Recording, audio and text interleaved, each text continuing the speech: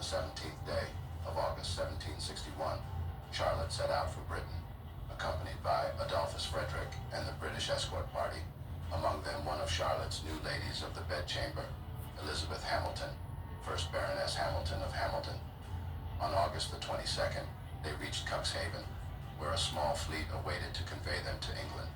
The voyage was extremely difficult. The party encountered 3 storms at sea and landed at Harwich only on the 7th day of September. They set out at once for London, spent that night in Witham, at the residence of Lord Abercorn, and arrived at 3:30 p.m. the next day at St. James's Palace in London. They were received by the king and his family at the Garden Gate, which marked the first meeting of the bride and groom. At 9 o'clock p.m. that same evening, on the right day of September 1761, within 6 hours of her arrival, Charlotte was married to George III. The ceremony was performed at the Chapel Royal, St. James's Palace, by the Archbishop of Canterbury, Thomas Secker. Only the royal family, the party who had traveled from Germany, and a handful of guests were present. George III and Charlotte's coronation was held at Westminster Abbey a fortnight later on September 22nd, after a brief honeymoon at Richmond Lodge. Upon her wedding day, Charlotte spoke little English. However, she quickly learned the language, albeit speaking with a strong German accent.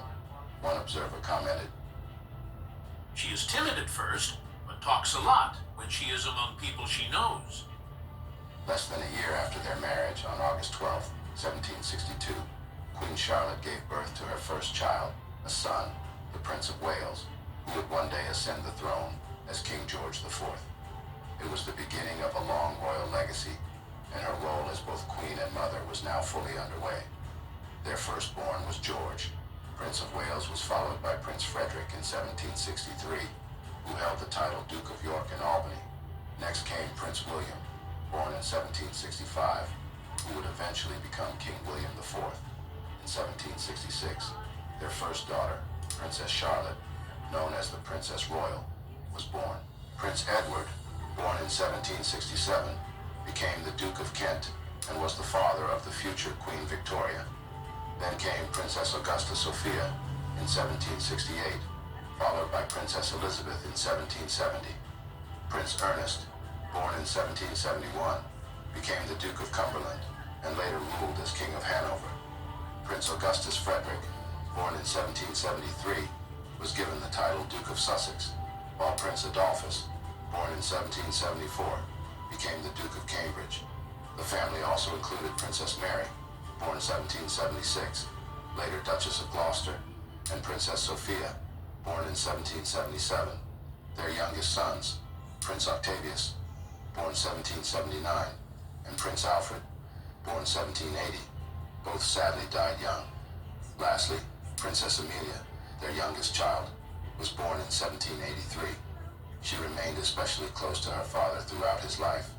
St. James's Palace functioned as the official residence of the royal couple, but the king had later purchased a nearby property, Buckingham House, located at the western end of St. James's Park.